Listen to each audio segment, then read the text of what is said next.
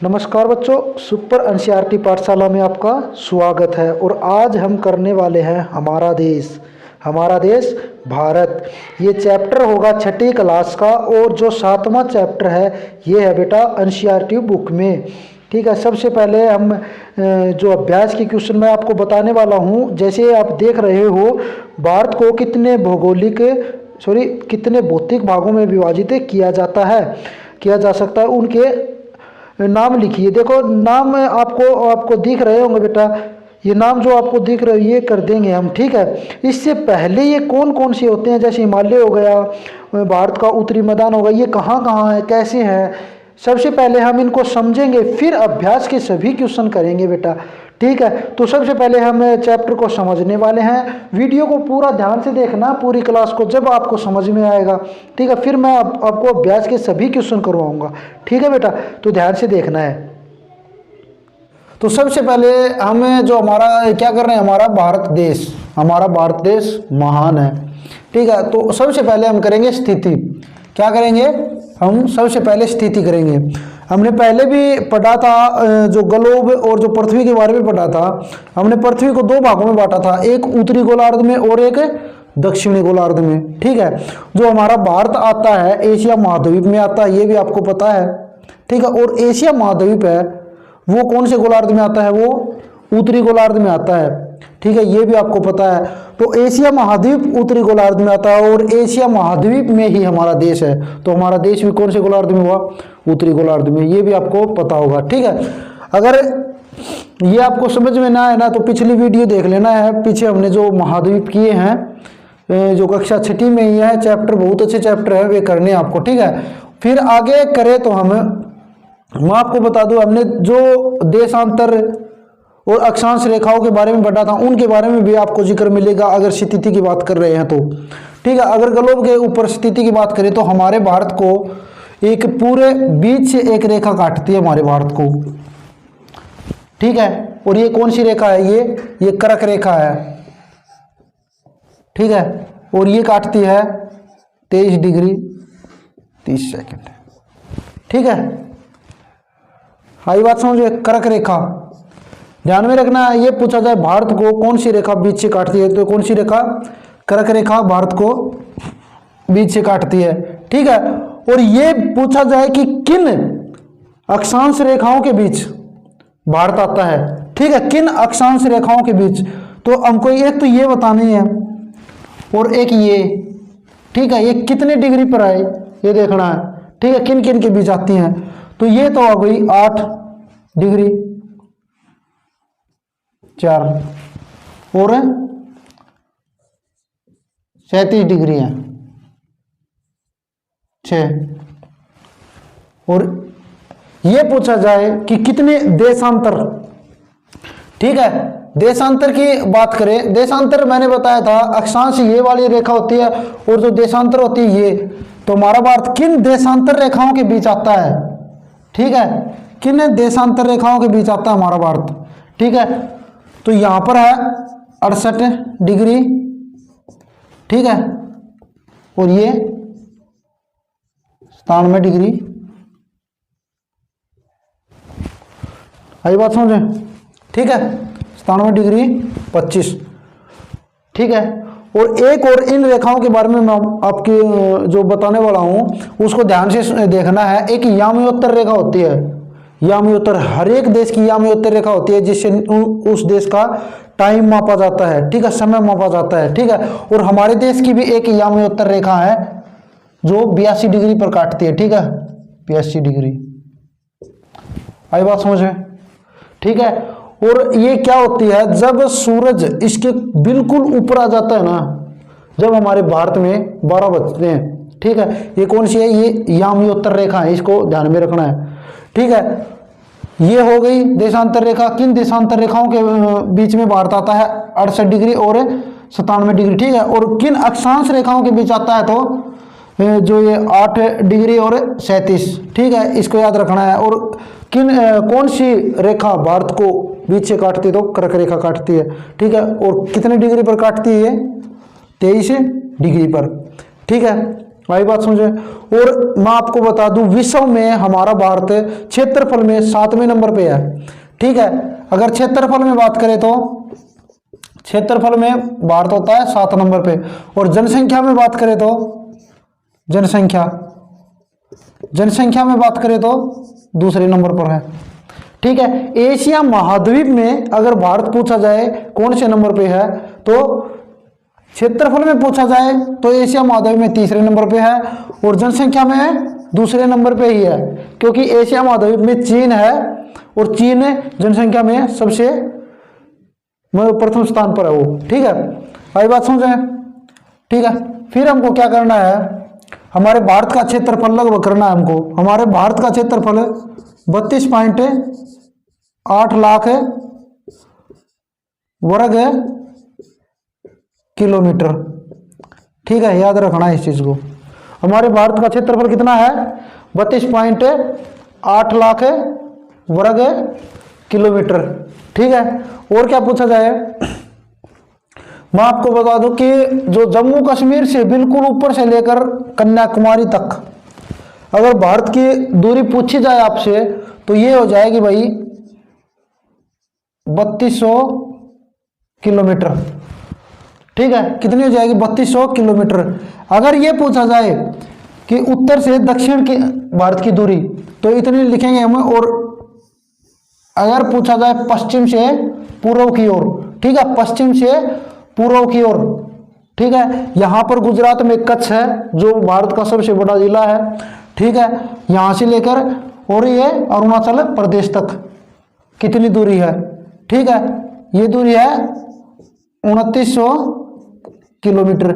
ये याद रखनी है हमको, ठीक है, ये याद रखनी है हमको, ठीक है। अगर पश्चिम से पूर्व की ओर पूछा जाए तो 2900 किलोमीटर है, और उत्तर से दक्षिण की ओर पूछा जाए तो 3200 किलोमीटर, ठीक है।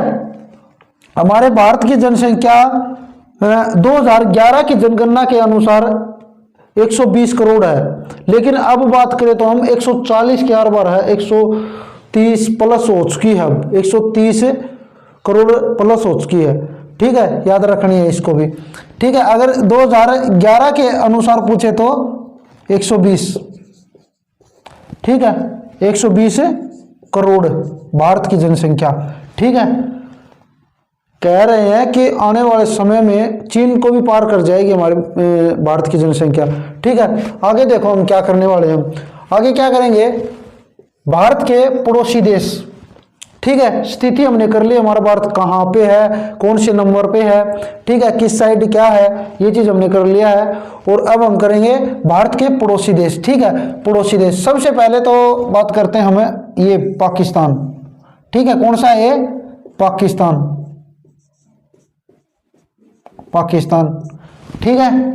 फिर है एक यहां पर थोड़ी सी सीमा मनाता है, कौन सा, अफगानिस्तान, ठीक है। फिर ये तो आपको पता ही होगा, ये पूरा चीन है। हम वो देश कर रहे हैं अब जो सतल सीमा बनाते हैं, ठीक है, जमीन से जुड़े हुए हमारे भारत से। और जो ये देश है ये नेपाल है, नेपाल, ठीक है, ये सिक्किम होगा, और ये है ये भूटान, ठीक है, बांग्लादेश,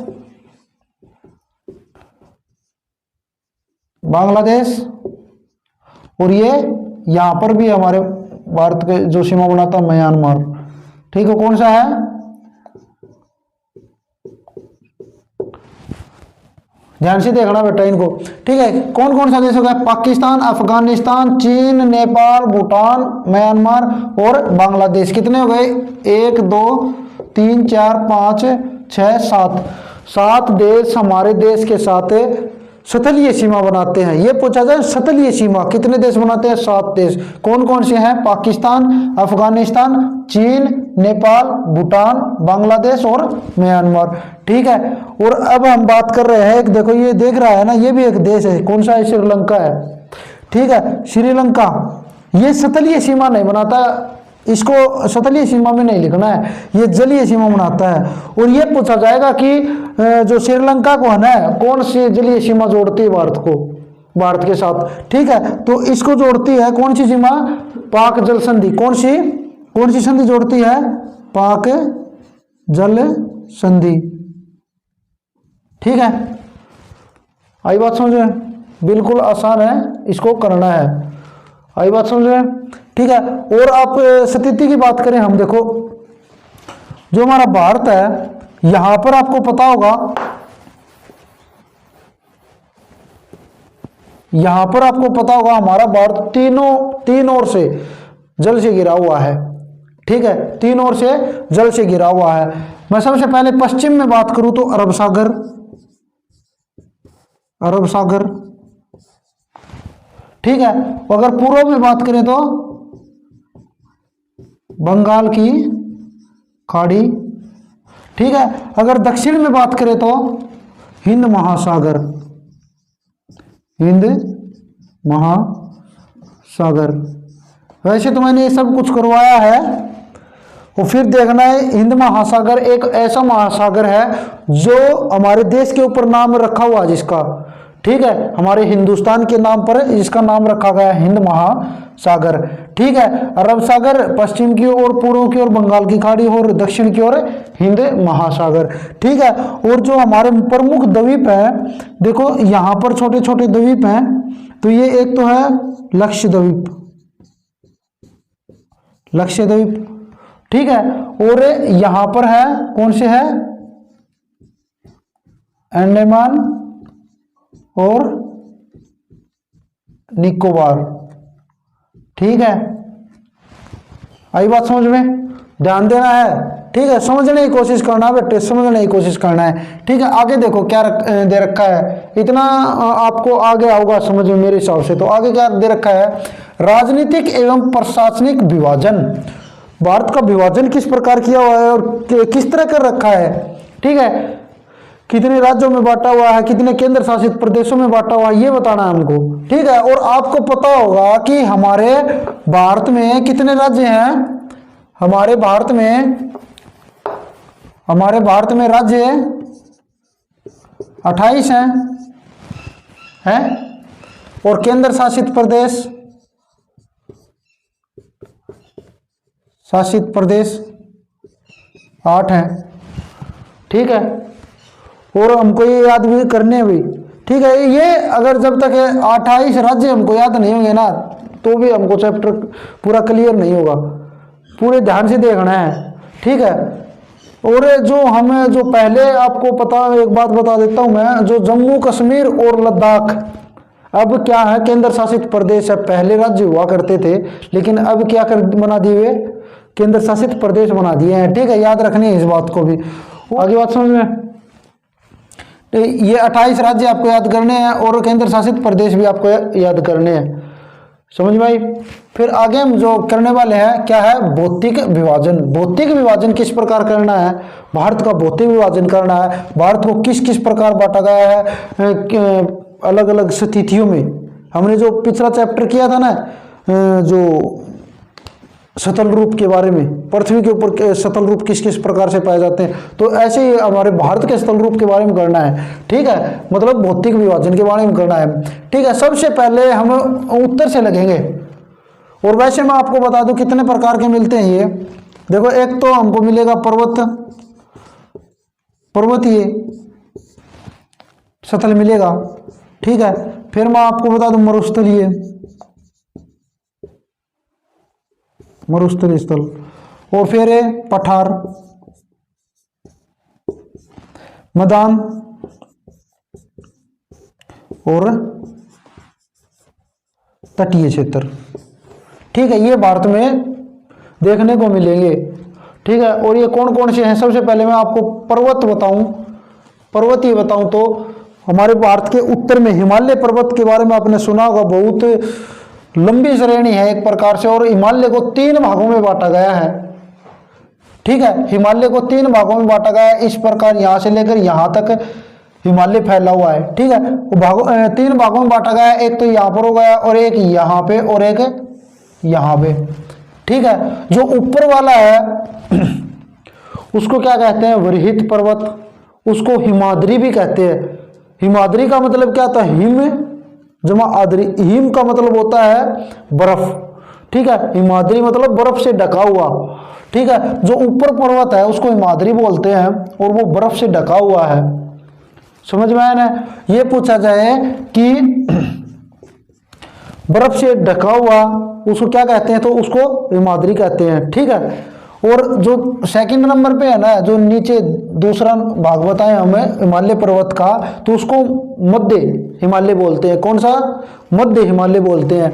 और जो तीसरे नंबर पे है उसको क्या कहते हैं? उसको कहते हैं शिवालिक, शिवालिक की पहाड़ियाँ, ठीक है। समझ में आया। कोशिश करनी है हमको समझने की कोशिश करनी है, ठीक है। जो पर्वतीय क्षेत्र हो गया हमने कर लिया है, ठीक है। हमारे भारत को पर्वतीय क्षेत्र में बांटा गया है, इस प्रकार बांटा गया है, ठीक है। आगे देखो, आगे क्या है? मरुस्थलीय क्षेत्र, ठीक है। जो अपना भारत का महामरुस्थलीय क्षेत्र है, कहाँ पे मिलता है? राजस्थान में देखने को मिलता है, ठीक है। कहाँ पे मिलता है? राजस्थान में देखने को मिलता है, ठीक है। यहाँ पर लगभग मरुस्थलीय क्षेत्र मिलता है जहां पर बालू रेत होती है, बालू रेत, ठीक है। तो मरुस्थलीय क्षेत्र किस साइड है? पश्चिम में, जो राजस्थान है वहां पर है, ठीक है। फिर क्या हो गया? पठार। पठार हमारा एक ही है भारत में, दक्कन पठार, ठीक है। और दक्कन पठार दक्षिण में मिलता है बेटे, यो यहां से लेके जो ये इतना आपको देख रहा है, ये क्या है? ये दक्कन पठार में है, ये एरिया जो आपको दिख रहा है। समझने की कोशिश करनी है, ठीक है। हमको ये समझना है, ठीक है। क्या हो गया? ये पठार, ठीक है। मैंने पठार के बारे में भी आपको बताया था। और पठार हमारे लिए बहुत उपयोगी है, इसमें बहुत सोना चांदी मतलब खनिज पदार्थ बहुत ज़्यादा मिलते हैं इनमें, ठीक है। और क्या होगा? अगला क्या है? अगला है मैदान, ठीक है। और मैदान कहाँ पे मिलते हैं? हमारे उत्तर भारत का मैदान बोलते हैं जिसको, यहाँ पर मैदान मिलता है, यहाँ पर, यहाँ से लेके यहाँ तक मैदान मिलता है, यहाँ से, ठीक है। आई बात समझ में? ये है उत्तर भारत का मैदान, ठीक है। और ये मैदान कहाँ पे बनते हैं? सबसे ज्यादा मैदान कहाँ पाए जाते हैं? जहां पर नदियां होती हैं, ठीक है। जहां पर नदियां होती हैं, और ये इसलिए यहाँ पर नदियां बहुत है, ठीक है। तो कौन सी हो गई? सबसे पहले हम तो बताए हमारे सबसे लंबी नदी हमारे भारत की कौन सी है? गंगा नदी। और जो एक और नदी के कारण जो मैदान बने हुए हैं यहाँ से होकर, ये कौन सी नदी हो गई है? ये ब्रह्मपुत्र नदी, याद रखनी है इसको, ठीक है। ये कौन सा होगा? या कौन सी बताई मैंने?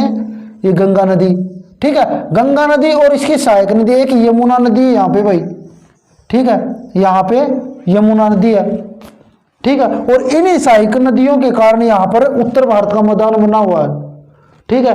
जो पिछले चैप्टर में हमने ये किया था ना, बिल्कुल आसान तरीके से किया था, उसको देख लेना है। जब तक पिछला चैप्टर नहीं करोगे तो आपको ये नहीं आएगा बिल्कुल भी, ठीक है। ये यमुना हो गई, ये गंगा हो गई, इनके कारण ये मैदान बने हुए हैं, ठीक है। और मैदान हमारे लिए बहुत ज़्यादा उपयोगी है, क्योंकि वहाँ पर हमको हर एक आवश्यकता, जो हम किसी भी चीज़ की आवश्यकता होती है वो वहाँ पर भरपूर मात्रा में मिलते हैं, और खेती वहाँ पर बहुत बढ़िया होती है। आगे देखो, हमने क्या रह गया? ये तटीय मैदान, तटीय क्षेत्र। तटीय क्षेत्र कौन से होते हैं? जो समुद्र के तट पर है ना, ये कौन सा है? ये हो गया इस साइड एक तो, ठीक है। और ये कौन सा है? ये है पश्चिमी तट। कौन सा? पश्चिमी तट। और ये पूर्वी तट। कौन सा क्षेत्र है? पूर्वी तट क्षेत्र, ठीक है। और ये पश्चिमी तटीय भाग है, ठीक है। और ये पूर्वी तटीय भाग, ठीक है। और मैं एक चीज और बता दूं आपको, जो पश्चिमी तटीय है ना, इसको सहादरी भी बोलते हैं। क्या बोलते हैं? सहादरी। याद रखना है इस चीज को, है, ठीक है। पश्चिमी तट को सहादरी, ठीक है। तो ये हमारे भारत को बांटा हुआ है। हमने क्या क्या कर लिया है? तो देखो, ये है महाद्वीप, ये केंद्र शासित प्रदेश भी हैं, और जो श्रीलंका को जोड़ती है वो पाक संधि जोड़ती है, और हमारे दक्षिण में है हिंद महासागर है, ठीक है। याद रखने है। और हमारे भारत को कक्कर रेखा भी इससे काटती है, ठीक है। यही हमारा चैप्टर था, बस इतनी सी बात थी इसमें। और तो बेटा अब मैं आपको अभ्यास के क्वेश्चन करवाने वाला हूं। मुझे आशा है कि आपने ये तो कर लिया होगा। पहला जो हमने किया था क्या था? भारत को कितने भौतिक भागों में विभाजित किया जा सकता है, उनके नाम लिखिए। हिमालय, भारत का उत्तरी मैदान, भारतीय मरुस्थल और प्रायद्वीप पठार, तटीय और द्वीप समूह। मैंने आपको बता दिया बेटा, पूरे ध्यान से देखना है। जिसने क्लास को पूरे ध्यान से देखा है वो बिल्कुल आसानी से दे सकता है इनके आंसर। अगला जो क्वेश्चन है, भारत की स्थलीय सीमा 7 देशों से जुड़ी है, उनके नाम लिखिए। ये अभी अभी हमने किए हैं बेटा। और इसकी एक ट्रिक है, ट्रिक चमन भी अब बाप बन गया, चमन भी अब बाप बन गया। ठीक है बेटा, एक ही ट्रिक है और बना लेना देश कौन कौन से बनते हैं। ठीक है, नेक्स्ट क्वेश्चन क्या होगा हमारा, नेक्स्ट क्वेश्चन देखना बेटा क्या होगा, कौन सी 2 प्रमुख नदियां अरब सागर में गिरती हैं। तो मैंने आपको बताया है बेटा, नर्मदा और ताप्ती। ठीक है, अगला देखो, गंगा एवं ब्रह्मपुत्र के द्वारा बनाए गए डेल्टा का नाम बताइयो। मैंने बताया हो, और ये जो डेल्टा है इन दोनों नदियों के द्वारा बनाया हुआ सुंदरवन डेल्टा, ये विश्व का सबसे बड़ा और डेल्टा है। ठीक है, नेक्स्ट क्वेश्चन क्या हो जाएगा, देखो नेक्स्ट क्वेश्चन क्या हो जाएगा बेटा, भारत में कितने राज्य तथा कितने केंद्र शासित प्रदेश हैं, किन राज्यों की राजधानी एक है। तो मैंने आपको पता ही होगा, हमारे हरियाणा और चंडीगढ़ की राजधानी एक ही है, और एक ही कौन सी है, चंडीगढ़ है। लेकिन एक ध्यान देना है, भारत में राज्य तो 28 है, लेकिन क्या किया, ये जो केंद्र शासित प्रदेश हैं 7 नहीं, अब 8 हो चुके हैं बेटा। ठीक है, कितने हो चुके हैं, 8 हो चुके हैं, ध्यान से देखना है। नेक्स्ट क्वेश्चन क्या होगा, नेक्स्ट क्वेश्चन देखो बेटा, उत्तरी मैदानों में अधिक जनसंख्या निवास करती है, क्यों। ये भी मैंने आपको बताया था, और लिखने का तरीका देख लेना है। ठीक है, नेक्स्ट क्वेश्चन क्या है, लक्षद्वीप को प्रवाल द्वीप कहा जाता है, क्यों। लक्षद्वीप को प्रवाल द्वीप कहा जाता है, क्यों। देखना बेटा क्यों कहा जाता है, लक्षद्वीप द्वीप समूह छोटे समुद्री जंतु को कंकाल पर बना है, जिसे पोपिल कहा जाता है। ठीक है, ऐसे कर लेना, लिखने का तरीका मैंने आपको दे दिया है। नेक्स्ट क्वेश्चन क्या है हमारा, नेक्स्ट क्वेश्चन क्या है, हिमालय के सबसे दक्षिणी भाग को क्या कहा जाता है। तो हिमालय मैंने आपको बताया था 3 भागों में हिमालय को बांट दिया गया था, और सबसे नीचे भाग को क्या कहा गया था, शिवालिक। ठीक है बेटा, शिवालिक की पहाड़ियाँ बोलते हैं जहाँ को। सह्याद्री को अन्य किस नाम से जाना जाता है, तो किस नाम से जाना जाता है सह्याद्री को, अरावली, पश्चिमी हिमाद्री, किसको जाना जाता है, सह्याद्री को अन्य किस नाम से जाना जाता है। तो मैं इसको आपको बता दूं बेटा, पश्चिमी घाट हो जाएगा, इसको मैंने आपको बताया भी था। नेक्स्ट क्वेश्चन क्या होगा हमारा, पाक जल संधि किन देशों के बीच है। पाक जल संधि ये भी मैंने आपको बताया था, ये किसके बीच है, भारत और श्रीलंका के बीच। ठीक है बेटा, भारत और श्रीलंका के बीच। नेक्स्ट क्वेश्चन क्या है, अरब सागर में स्थित भारतीय द्वीप समूह कौन से हैं। अरब सागर में बताना है बेटा, अरब सागर में क्या है, लक्ष्य द्वीप समूह है। नेक्स्ट क्वेश्चन क्या हो जाएगा, नेक्स्ट क्वेश्चन क्या है, भारत की सबसे पुरानी पर्वत श्रृंखला कौन सी है। ये भी मैंने आपको बताया था, अरावली हो जाएगा। नेक्स्ट क्वेश्चन देखो, नेक्स्ट क्वेश्चन क्या है, ये जो हमने रिक्त स्थान दिए हुए हैं ये आपको करने बेटा। ठीक है, कुछ करोगे तो अच्छा समझ में आएगा आपको, अपने मन से करेंगे ना तो ज़्यादा और कभी नहीं भूलेंगे। अगर मैं आपको करवाऊंगा तो जल्दी भूल जाओगे, लेकिन आपको खुद करना है। ठीक है, तो नेक्स्ट क्वेश्चन है जो आपको कर्क रेखा कहाँ से, एक मानचित्र लेना है और उन मानचित्र को उतार कर आपको बताना है कर्क रेखा कहाँ से होती है, जो भारत का मानक यामी उत्तर, ये भी मैंने आपको बताया ये किस प्रकार, और आप देख लेना इनको सभी को दर्शाना है। ठीक है, मैंने आपको बता दिया, बिल्कुल अच्छी तरह की तरीके से समझाया है, बता दिया है बेटा। ठीक है, तो बेटा वीडियो आपको कैसी लगी, हर चैप्टर की आपको मिल जाएगी, इससे भी अच्छी वीडियो बनाएंगे। ठीक है, और आपको मिल जाएगी हमारी प्लेलिस्ट में, हमारे चैनल पर सुपर एनसीईआरटी पाठशाला जो हमारा चैनल है, इसको सब्सक्राइब कर लेना, और हर जो चैप्टर है सभी की आपको यहाँ पर वीडियो मिल जाएगी बेटा। ठीक है, तो वीडियो को लाइक करना और शेयर ज़रूर करना अपने दोस्तों को, और चैनल को सब्सक्राइब करना।